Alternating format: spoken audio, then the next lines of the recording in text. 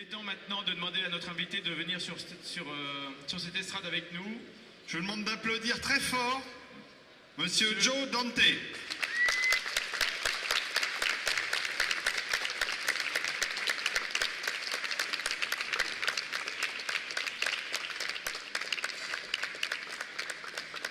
Oui, trois places suffiront. Voilà. On va bouger celle-là. Thank you Joe for being with us. Merci Joe d'être avec nous. Je vais faire la traduction. For this first edition of Cette première édition du Festival de Martigues. Voilà. R2D2 nous a rejoint aussi pour écouter. R2D2 is there, Joe. He's listening to what you're going to say carefully. Many people this afternoon here at La Halle. A lot of people. More people than saw this movie when it was new. Donc on va essayer d'explorer un peu la carrière de Joe Dante, pour ceux qui ne connaissent pas. Alors brièvement quand même, c'est quelqu'un de très connu parce qu'il a fait partie de cette carrière de réalisateurs qui ont formé la pop culture. Et notamment, c'est un réalisateur qui a travaillé par 3 fois pour Steven Spielberg avec Explorer, Inner Space et Small Soldier. Et seul Robert Zemeckis est l'autre réalisateur qui a vraiment travaillé pour lui. Donc c'est pour ça qu'il représente énormément pour la pop culture mondiale aujourd'hui. C'est pour ça que nous sommes très contents de l'avoir avec nous. Ouais, par où est-ce qu'on commence, Patrice? Par le début? Par le début. We are going to start at the beginning. Okay. Moi, il y a un film qui m'a terrifié. Il y a un film qui m'a terrifié étant petit. Le premier film d'horreur que j'ai vu, c'est Joe Dante, c'est Piranha. Your first film. My first Piranha. film? Well, this is my first solo film. Exactly. Voilà. I made this movie about rubberfish, and it made money, and it started my career. Il a fait un film sur des poissons en plastique. Hein. Ça a été un énorme succès, ça a fait sa carrière. Voilà. Go ahead, Patrice. As it was your first movie, was it a challenge for you to, especially with a tight budget, to be able to achieve the script? Premier film, difficile. Est-ce que c'était difficile? Est-ce que c'était un challenge en termes de budget? Well, we were lucky because we didn't have to shoot it in California. There was a drought there, and we went and shot it in Texas, which gave us a lot more freedom. Donc déjà, ils ont eu de la chance, ils n'ont pas eu besoin de le tourner en Californie, mais au Texas, qui leur a laissé beaucoup plus de liberté. Et c'était moins cher. Et c'était moins cher. And the challenge was trying to find a way to shoot the piranhas, the fake piranhas, and make them look believable. So we hired a lot of people who worked on Star Wars, and they came up with these puppets, piranha puppets, that went like this underwater and attacked fake body parts that had goo and blood inside. Donc il y a eu plein de techniciens d'effets spéciaux qui sont venus de Star Wars d'ailleurs, qui a formé beaucoup de gens aux effets spéciaux. Et ils ont fabriqué ces espèces de petits piranhas animés qui bougeaient les mâchoires et qui attaquaient des morceaux d'humains, mais qui n'étaient pas des vrais morceaux, c'était des morceaux fabriqués aussi. And we found if we shot them at different rates of speed, we could make them look like what little footage there really was of actual piranhas eating things. Donc il changeait la vitesse avec laquelle il filmait ces effets spéciaux et ça donnait cette impression de réalisme et ce mouvement très frénétique des piranhas. There is a sound effect also that is very important in the movie. The sound effect sounds like a lot of dentist drills. And, it was trial and error. Oui, le son rappelait celui d'une roulette de dentiste, ce qui faisait peur absolument à tout le monde. Now, in the plot, these piranhas were bred by the U.S. Army to use in Vietnam. Oh. And it added a social veneer to the science fiction plot. Vas-y. Dans le scénario, les piranhas étaient une arme créée pour le Vietnam. Et d'ailleurs, dans le film, ils ouvrent les vannes, c'était pas censé, et c'est comme ça qu'arrive la catastrophe. Et pour Joe, c'était l'intérêt de ce film-là, c'était que ça rajoutait un commentaire politique, une critique sociale, au-delà du simple film d'horreur et du divertissement. So the project was called Operation Razor Teeth. Operation Razor. Razor teeth. Razor Teeth. Ah, ok. Opération dents de rasoir. Voilà. And in order to get the cooperation of the Army, because we needed Army personnel and jeeps and things like that, we wrote a fake script and submitted that to the authorities, and in which the military were the heroes, and they killed all the piranhas. And they read that, and then they gave us lots of trucks and personnel and stuff like that. Nice. They only later did they see the movie. Alors, afin de se faire aider par l'armée américaine, puisqu'ils avaient besoin pour le film de jeeps, de personnel, etc., ils ont écrit un faux scénario qui mettait bien sûr en avant les qualités de l'armée, et c'était l'armée, les héros qui allaient les sauver tous contre les piranhas. Et en fait, malheureusement, ils se sont rendus compte plus tard que c'était pas tout à fait ça dans le film, mais ils ont donné beaucoup de choses pour aider le tournage. They were kind of pissed at us, and I've never worked in Texas again. Ah, ok. Alors, ils étaient vraiment furieux et ils n'est jamais retourné au Texas après. Ok, d'accord. Mais finally, it was a really great experiment. It turned out to be a very successful movie, particularly in South America, where one of the places where people actually knew what piranhas were. Yes. And it was a great boon to me. It allowed me to not work for Roger Corman anymore. Donc, ça a eu beaucoup de succès, surtout en Amérique du Sud, où il y avait réellement des piranhas. Et ça a permis aussi non seulement de lancer la carrière de Joe, mais de lui permettre de s'affranchir de Roger Corman. Was it your first experiment with Roger Corman? No, it was my second movie for Roger. Second But movie with Roger Corman. Roger was known for giving breaks to young talent and people who would work for practically nothing. And he discovered many, many great talents. And his adage used to be, if you make 2 good pictures for me, you'll never have to work for me again. And it was true. Oh.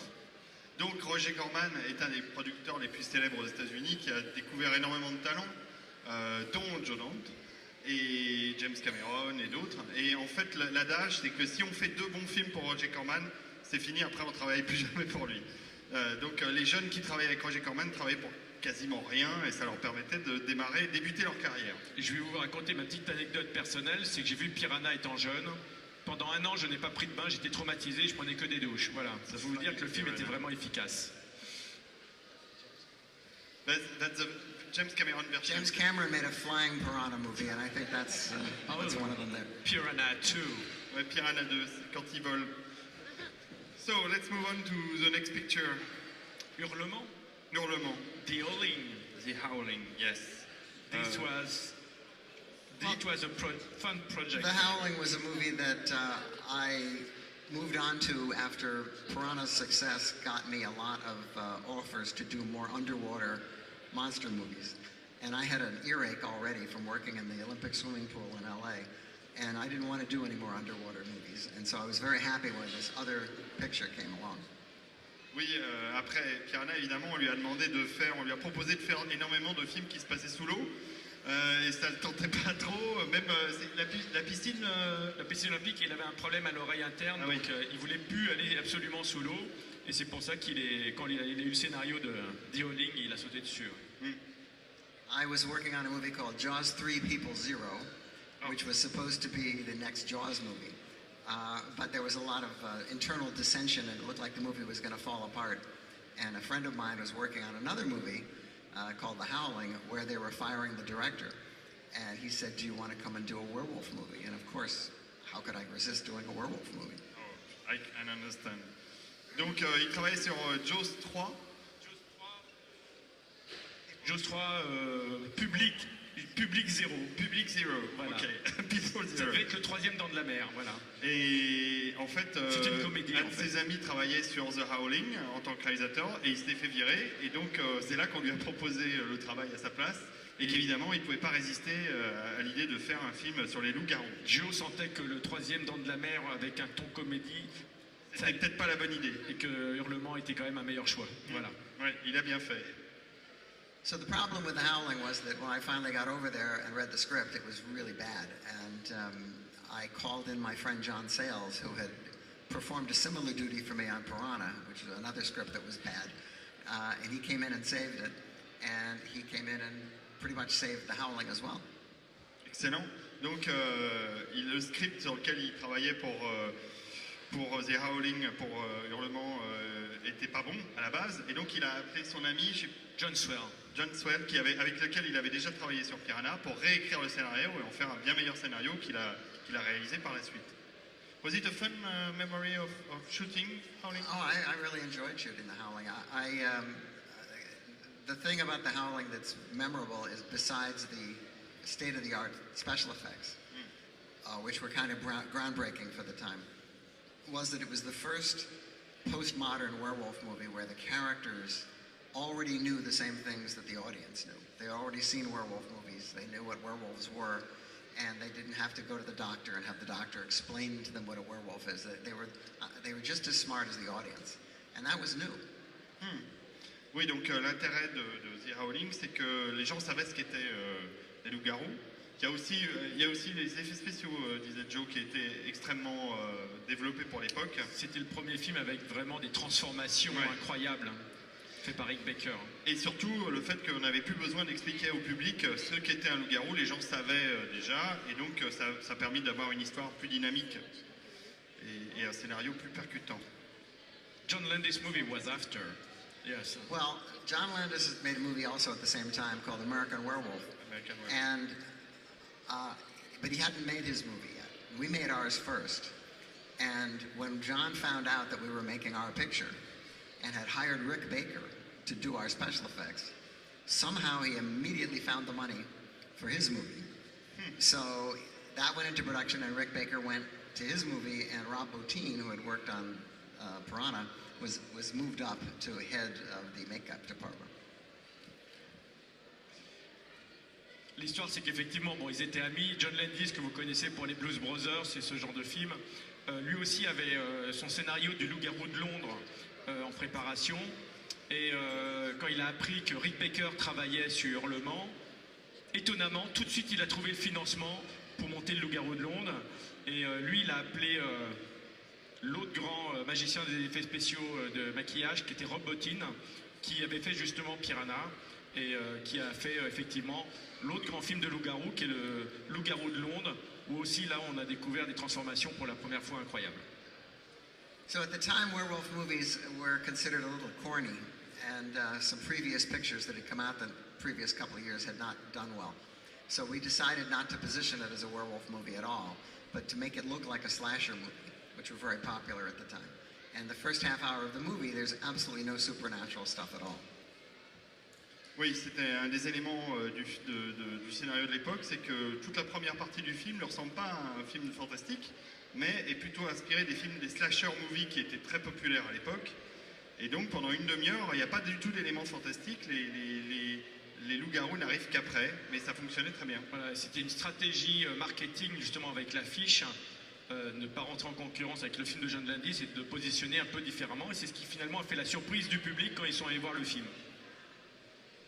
So the techniques that we used are now very obsolete, but it involved changeable heads and bladders that blow up and all sorts of things that became very popular over the next few years.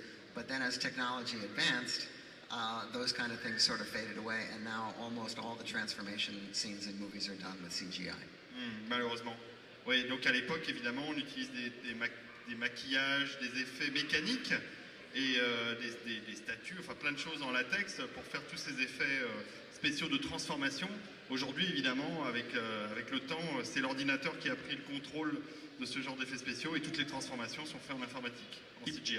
Il pourrait peut-être nous dire un petit mot de Robert Picardo. You could say a little word about Bob Picardo, because it was... Because we have to say that you're somebody working with always the same people, because you like working with your friends. When I did this picture, I hired some of the people that I'd worked with before, and I discovered that what happens to directors is that they make movies with people that they like, and then the next time they get a job, they want to hire the same people because they enjoy working with them.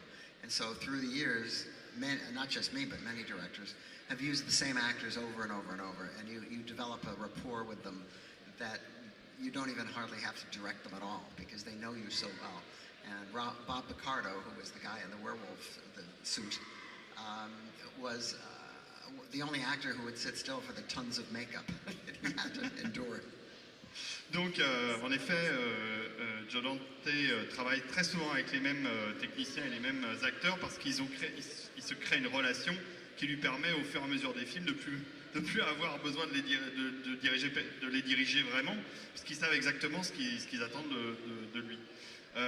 Et donc, c'est le cas de Robert Picardo. Bob Picardo, que vous connaissez peut-être au travers, alors, non seulement des films de Joe Dante, mais de la série Star Trek Voyager, où il jouait le médecin. Hologramme.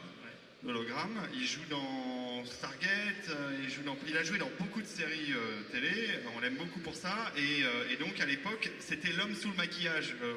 Au tout début de sa carrière, il est dans Hurlement. Inner Space, Il est dans Inner Space, il est dans Explorers, il fait pareil, les créatures de la fin, et d'autres rôles, on va en parler tout de suite. Voilà, il supportait le maquillage, voilà. C'est ce qu'il a dit. Exactement. Oui, dans Inner Space, il a un rôle sans maquillage.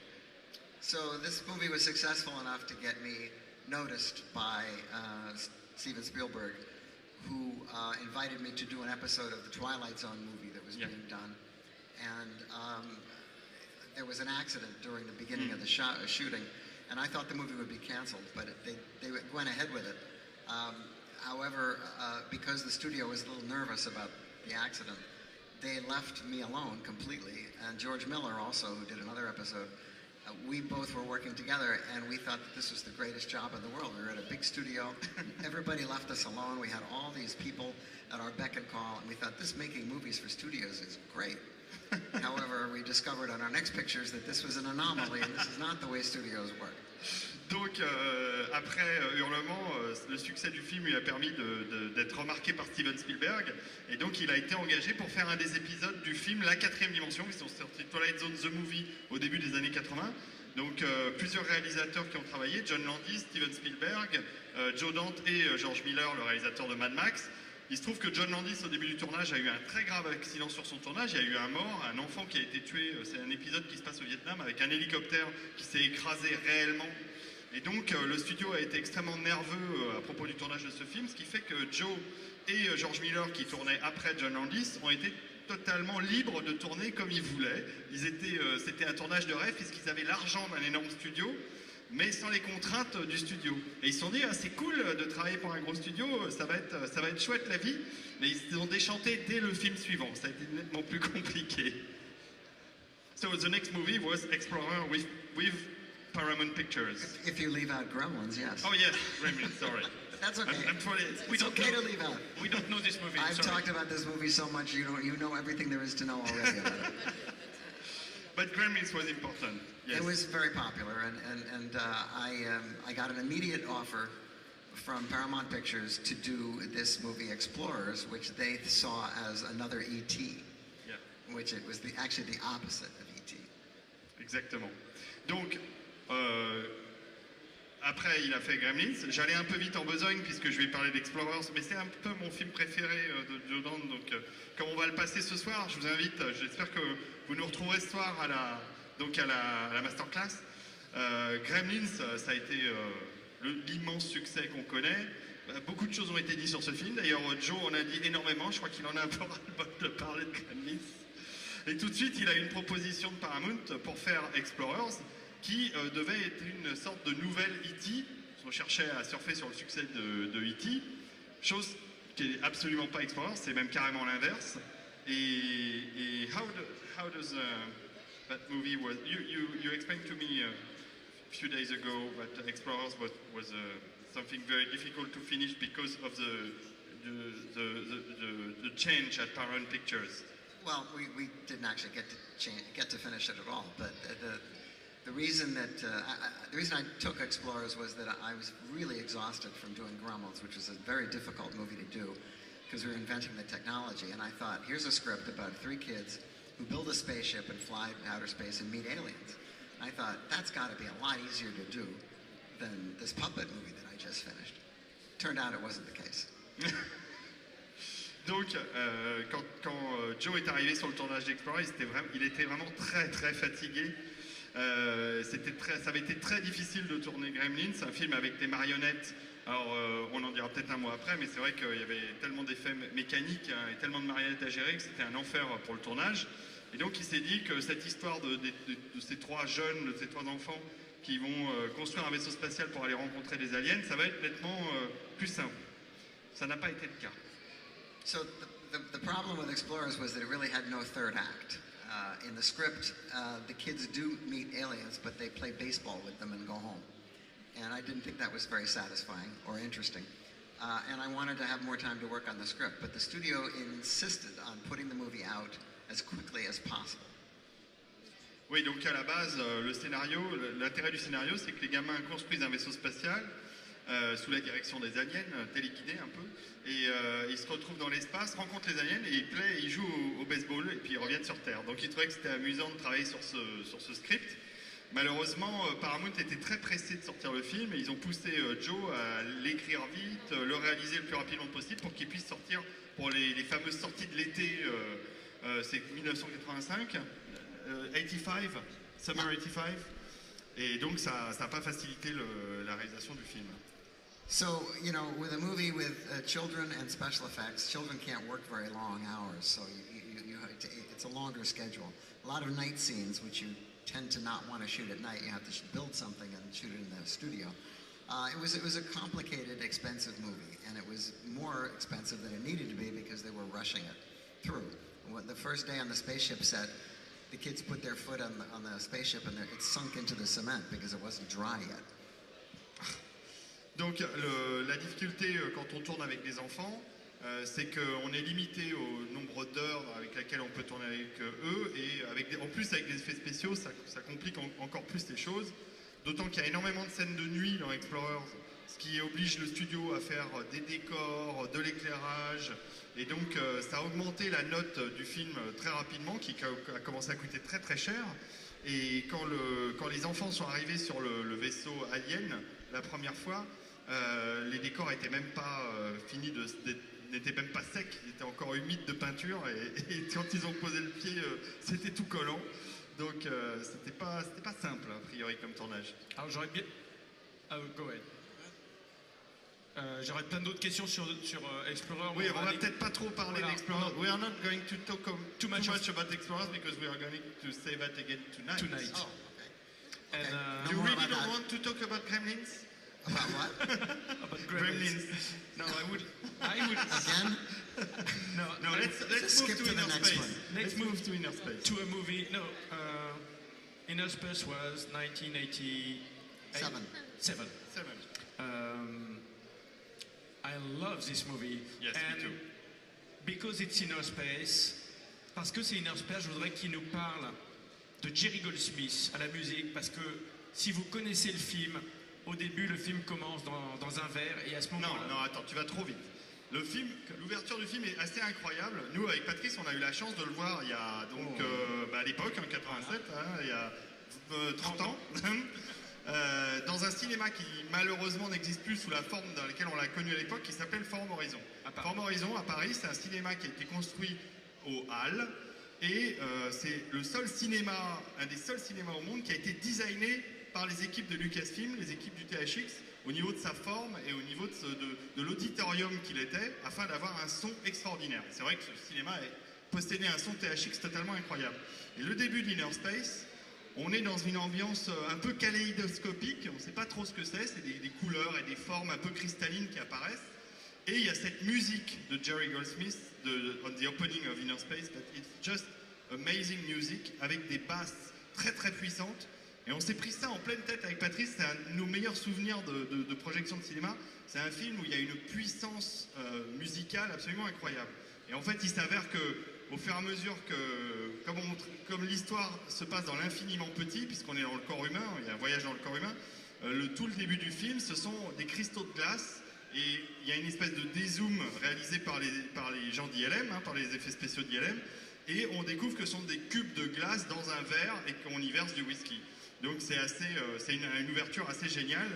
Et donc Jerry Goldsmith did a fantastic music for Inner Space. Well, Jerry did fantastic music for everything. Yes. Inner Space was originally given to me right after Gremlins, and by a producer who thought it was the most original idea in the world, and he had never seen Fantastic Voyage, so he didn't realize that this idea had been done before. What's worse, this script was it was a straight spy movie. It wasn't a comedy, and I said, this is awfully derivative. I don't think I want to do it. So then several years later, they came back to me with a new writer and a different concept. And this concept was, what if Dean Martin was shrunk down and injected inside Jerry Lewis? And I thought, okay, that I can understand. And so we went ahead and made the picture. Spielberg produced it. I was lucky to get it because I think he really wanted Bob Zemeckis to direct it, and Zemeckis didn't want to do it. It was the most fun I ever had on a movie set. Let me translate. So many things to translate. Alors donc, Inner Space a été confié à... Enfin, on a proposé à Joe de faire Inner Space juste après Gremlins. Mais le producteur qui avait proposé ce scénario trouvait que c'était une idée absolument géniale. Évidemment, il n'avait jamais entendu parler du Voyage Fantastique, qui est un peu la même idée d'un film des années 50, formidable d'ailleurs, je vous recommande de le voir, qui est l'histoire d'une équipe médicale qui va dans un sous-marin miniaturisé, qui rentre dans le corps humain pour sauver quelqu'un qui a pris une balle dans la tête, si je me souviens bien. Et donc le principe d'Inner Space est un peu similaire, sauf que le script n'était pas bon. Non, c'était trop sérieux, c'était vraiment... C'était une histoire d'espionnage. Voilà. Et donc Joe a dit non, ça m'intéresse pas trop, j'ai pas envie de faire ça. Et plusieurs années plus tard, le script est revenu. Le film n'a pas été confié à Bob Zemeckis, mais le sujet n'intéressait pas. Ouais, le sujet n'intéressait pas. Et Joe a eu la chance donc de le récupérer. Et là, d'un seul coup... Non, c'est-à-dire que tout d'un coup, c'était un nouveau concept. C'est imaginer Dean Martin qu'on miniaturise et qu'on injecte dans Jerry Lewis. Et là, il a dit, ah oui, ça j'aime ce concept, ça me parle, ça m'intéresse, je vais faire le film. Good. So it was a very pleasant shoot. The actors were wonderful. There was a lot of ad-libbing. And we managed to figure out a way for Dennis Quaid and Martin Short to ad-lib with each other, even though they're seldom on screen together. With a hookup where one of them would be in a booth and the other would be on the scene doing their scene. And so therefore they have a rapport in the movie that's actually very believable, even though they're actually almost never together. Oui, le tournage fut extraordinaire, enfin fut très plaisant en tout cas pour Joe. Le personnage de Dennis Quaid qui se retrouve à l'intérieur du petit sous-marin et qui se retrouve miniaturisé dans Martin Short, ils se sont arrangés sur le tournage pour que la relation se fasse quand même si à l'image, à l'écran, on ne les voit pas ensemble. L'un n'était jamais bien loin de l'autre, afin qu'il se crée une réelle relation entre deux. Did Dennis Quaid didn't complain of being sit down into the small ship for all the... Dennis Quaid never complained because, first of all, we didn't do any of his stuff until the very end when we left San Francisco and went to ILM and did all the special effects at the same time. And so that was a whole separate bit. And Marty Short had already done all of his stuff. But we still brought him up with us so that they could, in case they wanted to change the dialogue and ad-lib it. And so it was technically challenging, but it was really a lot of fun. And the ILM people won an Academy Award for the special effects. Yeah, they deserved it. Donc, je demandais à Joe si Dennis Quaid s'était pas plaint de se retrouver coincé dans son petit vaisseau pendant tout le tournage. Et en fait, absolument pas, parce qu'ils ont tourné les scènes où il n'était pas à l'intérieur de la machine au début. Et seulement à la fin du tournage, ils ont tourné chez ILM, la boîte d'effets spéciaux de George Lucas, toutes les scènes dans lesquelles il est dans le sous-marin et qui sont en fait des scènes avec beaucoup de trucage.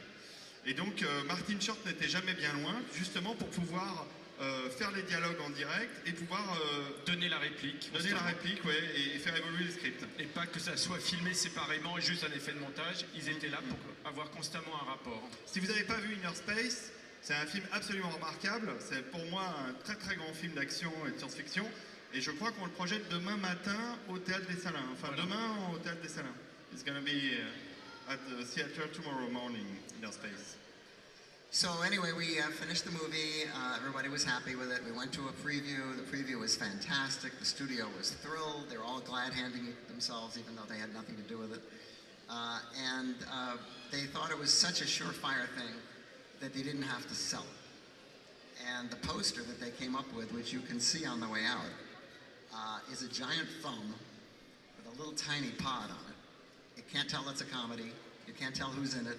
You can't tell what it's about. This is one of the crappiest ads in the history of movies, second only to the Explorers ad. The picture, the picture dropped dead at the box office. Oui, donc les projections test, le studio, tout le monde était très très heureux du film. D'ailleurs, il y avait des raisons de l'être, hein, le film était vraiment très bien. Et donc, ils se sont dit, c'est du velours, hein, on peut y aller, le film on n'a pas besoin de le vendre, ça va marcher comme sur des roulettes. Et donc, vous verrez, à la sortie, il y a l'affiche du film qui représente un doigt sur lequel est posé le petit pod, le petit vaisseau du héros. Et on n'arrive pas vraiment à voir ce que c'est, on ne sait pas si c'est de la comédie, ça ne raconte pas le film, donc ça ne le vend pas. Résultat, au box-office, le film n'a pas fonctionné malheureusement, alors qu'il aurait mérité non seulement un bon marketing pour le vendre, mais surtout il aurait mérité d'être plus connu parce que c'est un excellent film. But as has happened with a lot of other films, Inner Space was rescued by home video. Home video. And it was one of the first titles to come out on VHS in letterbox, and it was very, very successful, and is now considered like this cult classic, even though most people who see it assume it was a huge hit when it came out. Donc c'est un des premiers films qui a bénéficié d'une sortie en VHS en letterbox, c'est-à-dire au format scope. Ça a été un énorme succès, donc là où ça n'avait pas fonctionné forcément en salle, et ça s'est largement rattrapé en ce qu'ils disent en home vidéo, en vidéo à la maison. Et donc le film a très bien fonctionné et c'est devenu un des classiques, à des films cultes de ces années 80. J'ajoute d'ailleurs, puisque Joe disait que l'affiche de Explorers n'avait pas non plus servi le film, but I like very much the poster of Explorers because I find it really poetic. Even if it doesn't sell well the movie, it's really nice. All I can tell you is that when you take the Explorers poster and you put it up on the wall, on a fence or on a billboard, it looked like tar paper. It was black. It was black. Unreadable. The European ads for both these pictures are far superior. Yeah. Donc en fait, oui, quand on affiche quand on met l'affiche d'Explorer sur un mur, c'est tellement sombre qu'on voit qu'une image toute noire et on n'arrive pas à comprendre ce qui s'y passe. Et Joe trouve que les posters qui ont été faits en Europe étaient bien meilleurs, et pour Explorers et pour Inner Space. D'ailleurs, oui, on avait une composition d'images avec Tuck Pendleton en haut, d'ailleurs, qu'on retrouve sur le poster de Marty Gessef. On retrouve le visage du héros. En haut, Paul Shipper used the French poster from... That's the best one. Ouais. So Alors après, en 89, c'est un film qui à l'époque n'est pas sorti en France et que j'étais allé voir peut-être avec toi, David, en Angleterre, qui s'appelait The Burbs, qui est sorti plus tard en France en vidéo, le banlieusard. I tell them that The Burbs was not released in France. I have to go in the UK. It was released later on DVD in France. Et c'est un film que j'aime beaucoup, qui est très drôle, qui est un film sur la parano, qui est un film quand même Joe sur la critique. Donc je vais lui poser la question.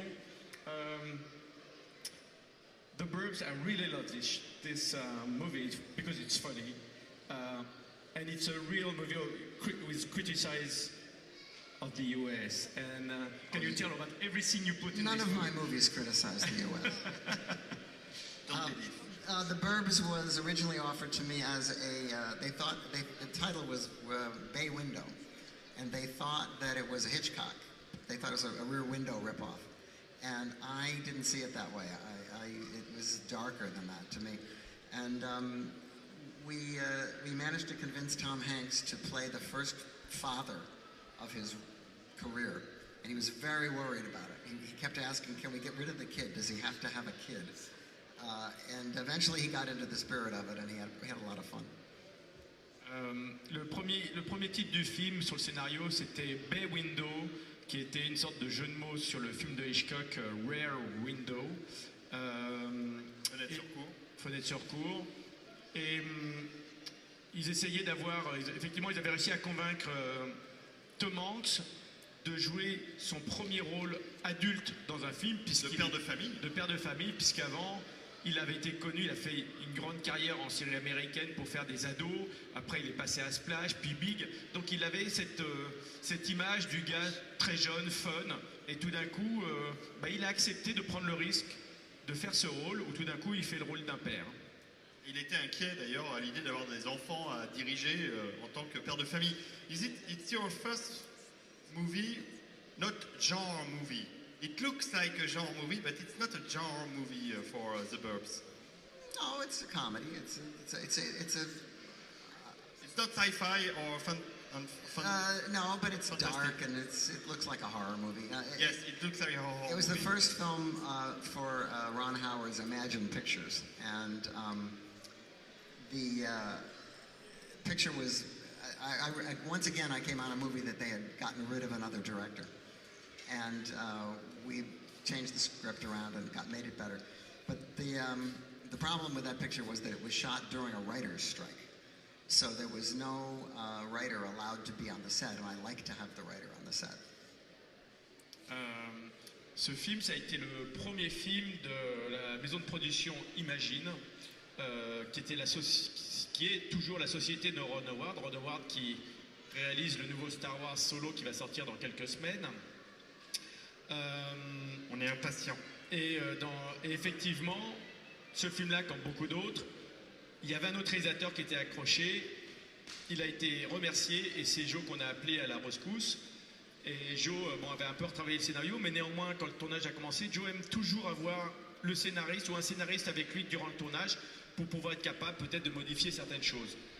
Manque de chance, ce film a été tourné durant la fameuse grève des scénaristes de l'époque qui avait bloqué toute l'industrie. So their plan had been to shoot it on a real location, and since a house blows up at the end of it, I pointed out that there are very few neighborhoods that would allow you to blow up houses. And so, much like Gremlins, I said this movie will work better on the backlot with a sort of a stylized movie kind of a world.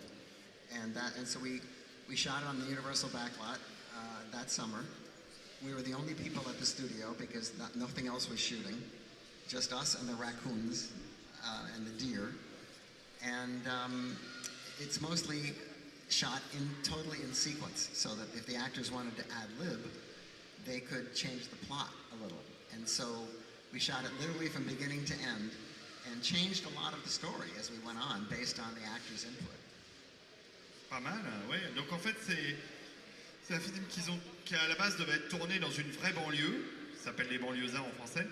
Et The Burbs, ça veut dire la banlieue, c'est la contraction de la banlieue en anglais. Mais finalement, comme la maison, à la fin, une des maisons explose, ils se sont dit que ça serait compliqué de trouver une banlieue où ils accepteraient qu'on fasse exploser une maison. Donc ils ont tourné à Universal. À la fameuse Historia Lane où s'est tournée la série là, avec toutes les filles là, il y a quelques années. C'est une rue très connue au studio Universal. Voilà. Mais cet été-là, ils étaient tout seuls pour tourner. Ils avaient comme voisins les ragondins et des biches. Et donc, ils ont une chose assez rare. Ils ont tourné du début à la fin de l'histoire. Il n'y a pas le script s'est tourné dans sa continuité. Voilà. Ce qui est extrêmement rare au cinéma. En général, on réunit les scènes par location, par lieu, par décor. Mal à trouver mon français. Je suis comme Jean-Claude Van Damme. Et donc, chose exceptionnelle, donc ils ont tourné le film dans sa continuité, ce qui leur a permis, au fur et à mesure de l'histoire, de modifier certaines choses dans le scénario et de s'adapter en fonction de la réaction des acteurs. Et faire de l'impro durant le tournage. De l'impro. Moi j'aime beaucoup aussi The Burbs, c'est un film très très réussi, je vous conseille de le voir, il est sorti en vidéo chez Carlotta, en France, c'est un très beau Blu-ray. Avec la princesse Leia dedans, oui, Carrie Fisher aussi. Qui fait la femme de Tom Hanks. Tout à fait. And because there were a lot of very funny actors and very witty people, I think it comes off as a character piece. And I saw it as kind of a behavioral movie about the way these characters behave in this situation, even though the situation is kind of ridiculous. And it was a lot of fun to make. And it came out and it did pretty well. But somehow in the intervening years, it has grown this cult around it of people who know the dialogue and go to screenings and talk back to it and publish books of trivia. And there's a website you can go on, and there's all these people who love the movie who quote things back at each other. It's quite amazing. And it got the worst reviews of any picture I ever made, so go figure. Donc le film, ça a été très amusant à tourner, les personnages sont très drôles, et il y a une espèce de culte qui s'est formé autour du scénario, des dialogues, et donc il y a plein de gens qui revoient le film, discutent, il y a un forum, donc un site internet sur lequel il y a des discussions autour de ce film, qui est devenu vraiment, comme souvent chez Joe Dante, un film cultissime. Et alors qu'à l'époque, quand il est sorti, il a eu ses pires critiques. C'est un des films qui s'est fait le plus critiquer. Donc voilà, comme quoi, hein, on ne peut pas savoir ce que va donner la réaction du public. Have you ever analyzed why your movie, I mean, almost all your movies are becoming so cult? Somewhere, do you have tried to understand why? What do you bring that other directors doesn't bring to their movies? It's a mystery to me. I just go out and try to make a movie that I would go see if somebody else made it. And if I get offered a movie that I wouldn't go see, I turn it down. I think I need to be the right guy to do the movie. I've turned down some movies that turned out to be very big hits, but wouldn't have been if I directed them because I didn't believe in them. Je lui ai demandé si, quelque part, il avait analysé quelque part sa carrière pour essayer de comprendre pourquoi tous ces films deviennent cultes, contrairement à d'autres réalisateurs. Et lui ne sait pas pourquoi. Il fait les films qu'il a envie de faire, les films qui lui parlent. Il refuse les films qui lui parlent pas. Par exemple, il a refusé La famille Pierre à feu. Il a dit non, moi ça me parle pas, j'aime pas les pierres à feu, faut passer ça à quelqu'un d'autre, à quelqu'un qui achète du savon des pierres à feu. Et donc il fait les films qui lui parlent et il essaye de faire le meilleur film qu'il existe. Alors je lui ai posé une question parce que je sais il a toujours rêvé de faire un western. He always wanted to do a western. But in The Burb, you sneak at one moment. Well, not just one moment. In my original temp score for The Burbs, which is available on this current DVD, Great score. has a temp score of almost all Ennio Morricone. And because I viewed it as a kind of a western. And in the final film, there is actually still a piece of Ennio Morricone in it when the guys walk up to the house and there's this Italian Western music that plays. Jerry wrote something similar, but not quite the same, except the one thing he could never get was that one scene, which was always better with the original music, and so we bought the music and that's in the movie. Donc je lui pose la question, voilà, il rêvait de faire un western et que dans ce film-là, il fait effectivement beaucoup de références au western dans sa réalisation, notamment dans une séquence où ils avancent vers un danger et il fait des plans sur les yeux comme faisait Sergio Leone. Et il a monté tout le film, comment ça se fait au cinéma, avec ce qu'on appelle un theme score, c'est-à-dire une musique de base sur laquelle on monte le film. Et lui, il a utilisé pour faire ce film que des musiques d'Ennio Morricone parce que pour lui, ce film était un western quelque part. Et Jerry Goldsmith, qui était le compositeur de ce film-là, comme beaucoup d'autres de Joe Dante, avait recomposé pour tout le film un score, simplement qu'à ce moment-là, il a essayé de faire quelque chose qui était un peu différent, mais en ressemblant, mais c'était pas... il n'y avait pas effectivement ce qu'il y avait dans le score de Morricone. Donc c'est le seul moment où ils ont gardé, effectivement, ils ont acheté les droits et ils ont laissé le moment dans le film. Et vraiment, je vous invite à voir le film parce que c'est vraiment très drôle. C'est un grand moment. Is there your friend Dick Miller in this one too? Yes. Tell me more about Dick Miller. Well, Dick Miller is an actor I like. He was in my first movie, Hollywood Boulevard, and we became friends. I had been watching him for years in Roger Corman movies, and we became so tight that I started looking for parts for him in every movie that I did. And he's been in virtually every picture that I've ever made, and it's always been fun because I just like to watch him act, and I gave him some more opportunities. And in The Burbs, they're both the trash people. He and Bob Picardo are garbage men, which is not a reflection on their talents. Donc Dick Miller, c'est un acteur que vous verrez dans absolument tous les films de Joe Dante. C'est son acteur fétiche, mais pas forcément pour être au premier rôle, c'est parce qu'il a adoré le voir dans les films produits par Roger Corman, qu'il a commencé à le faire tourner dès le début de sa carrière et que finalement ils sont devenus très proches. Et ça l'amusait de trouver un rôle à chaque fois pour Dick Miller Vous verrez, si vous venez voir Explorers ce soir, Dick Miller est un pilote d'hélicoptère. Ouais. Demain dans Inner Space, il est où dans Inner Space? Where is Dick Miller in Inner Space? He's the taxi driver at the beginning. Oui, c'est vrai. Il est conducteur de taxi. On le voit très peu dans Inner Space. Et dans les banlieusards, justement, il y a une séquence au début où il y a un camion poubelle qui arrive. Et qui sont les deux personnes qui ramassent les poubelles? C'est Dick Miller et Robert Picardo, bien sûr. C'est deux copains. Ces deux copains. Et il dit bon, c'est pas les personnages les plus flatteurs que je leur ai donné à jouer, voilà. Et dans Small Soldier que nous avons vu jeudi soir, Dick Miller fait le livreur de jouets. Voilà. C'est lui qui amène qui vient semer la zizanie sans le vouloir vraiment. Mais c'est un personnage très très amusant et qui a suivi Joe dans toute sa carrière. Alors après, c'est un film important pour Joe. After there is an important movie for you, it's Gremlin 2. And it will be great that you explain why it was such a great movie for you. Well, Gremlins 2 was an opportunity for me because they had been trying to get me to do a sequel for a number of years, and I was kind of burned out on Gremlins. But they came to me with an offer I couldn't refuse. They said, if you, we need this movie, and we've been trying to make it for years, and we can't figure out how to do it. And if you'll give it to us by this date, we'll let you do whatever you want. And that was an offer I couldn't refuse. Oui, donc c'est un film. Il était un peu séché quand même après les Gremlins. Hein, il avait peut-être trop envie de revenir dans cet univers. Et puis pas mal d'années se sont passées et ils sont venus lui proposer de faire Gremlins 2 avec une offre qu'on ne peut refuser. Ils lui ont dit ça fait pas mal d'années qu'on essaye de faire Gremlins 2, on n'y arrive pas, on ne trouve pas le moyen de le faire.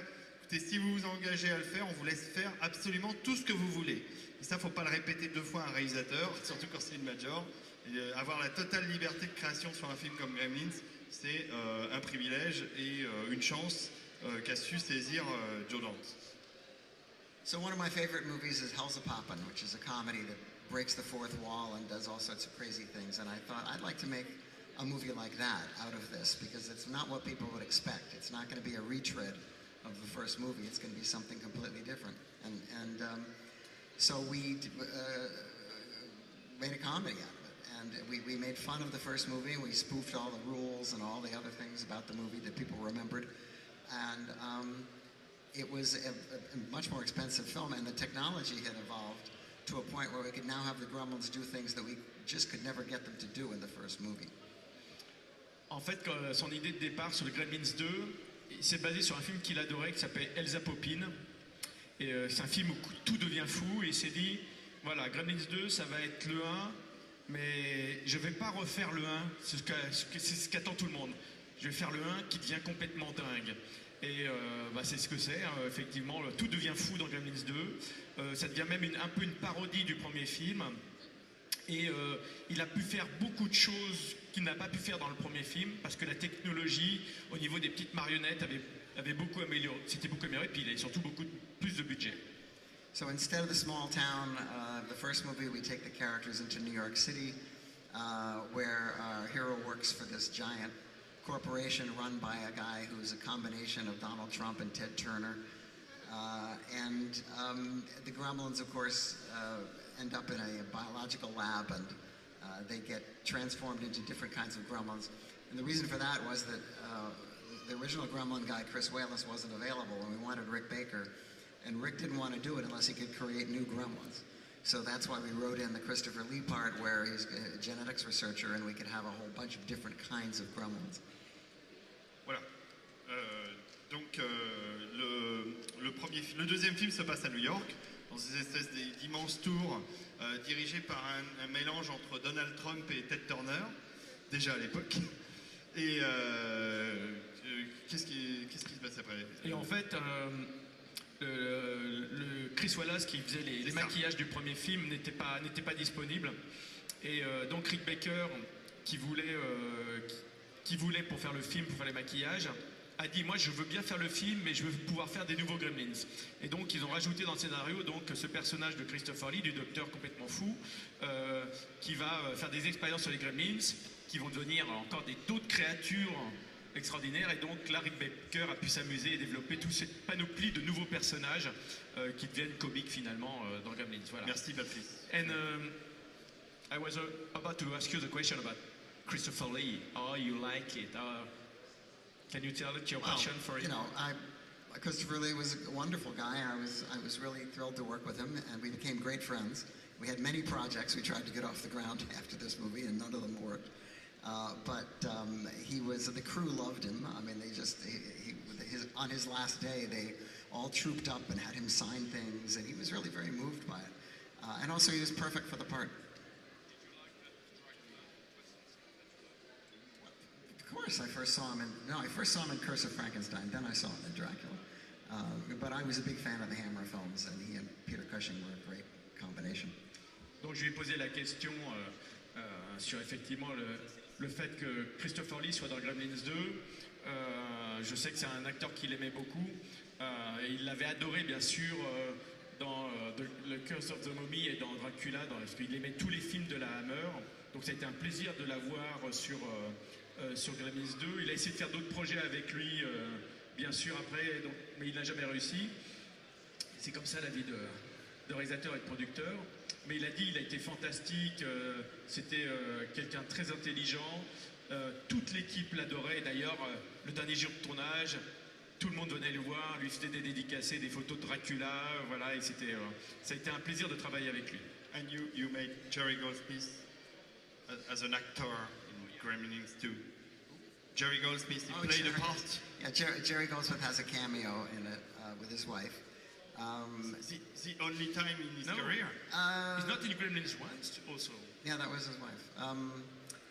Anyway, we now could make the gremlins walk, we could make them dance, we could make them talk, we could make them fly.